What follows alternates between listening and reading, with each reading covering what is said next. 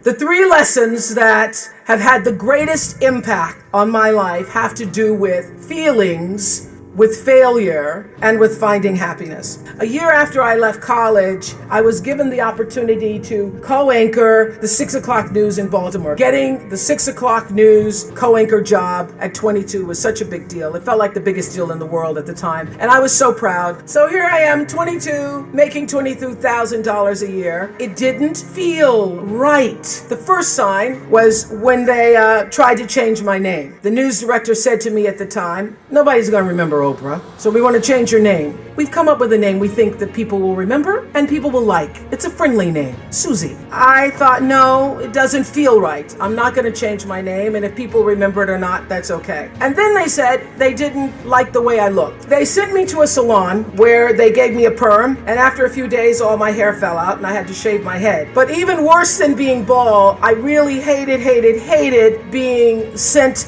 to report on other people's tragedies as a part of my daily duty, knowing that I was just expected to observe when everything in my instinct told me that I should be doing something. I should be lending a hand. I'd cover a fire, and then I'd go back and I'd try to give the victims blankets. I wouldn't be able to sleep at night because of all the things I was covering during the day. And my boss was saying, "This is the nightly news. You're an anchor, not a social worker. Just do your job." So I was juggling these messages of expectation and obligation and feeling really miserable with myself. And after 8 months, I lost that job. They said I was too emotional. I was too much. But since they didn't want to pay out the contract, they put me on a talk show in Baltimore. And the moment I sat down on that show, the moment I did, I felt like I'd come home. I realized that TV could be more than just a playground, but a platform for service, for helping other people lift their lives. And the moment I sat down doing that talk show, it felt like breathing. It felt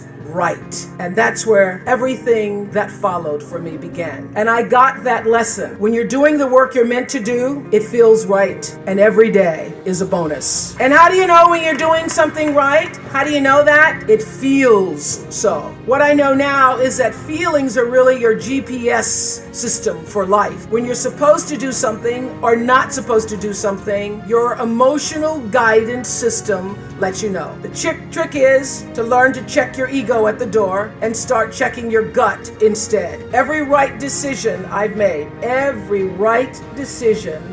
ever made has come from my gut. And every wrong decision I've ever made was a result of me not listening to the greater voice of myself. If it doesn't feel right, don't do it. That's the lesson. So I say to you, forget about the fast lane.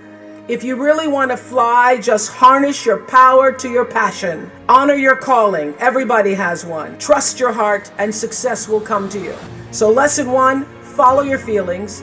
If it feels right, move forward. If it doesn't feel right, don't do it. Every failure, every crisis, every difficult time, I say, what is this here to teach me? And as soon as you get the lesson, you get to move on. If you really get the lesson, you pass and you don't have to repeat the class. And what I found is that difficulties come when you don't pay attention to life's whisper, because life always whispers to you first. And if you ignore the whisper, sooner or later, you'll get a scream. Whatever you resist persists, but if you ask the right question, not why is this happening, but what is this here to teach me? What is this here to teach me? It puts you in the place and space to get the lesson you need. My friend Eckhart Tolle, who's written this wonderful book called A New Earth, he puts it like this. He says, don't react against a bad situation, merge with that situation instead, and the solution will arise from the challenge. Because surrendering yourself doesn't mean giving up, it means acting with responsibility. What matters most is what's inside. What matters most is the sense of integrity, of quality, and beauty. My final lesson, the one about finding happiness, which whatever has happened to you in your past has no power over this present moment, because life is now. Be a part of something. Don't live for yourself alone. In order to be truly happy, you must live along with, and you have to stand for something larger than yourself, because life is a reciprocal exchange. To move forward, you have to give back. And to me, that is the greatest lesson of life. To be happy, you have to give something back.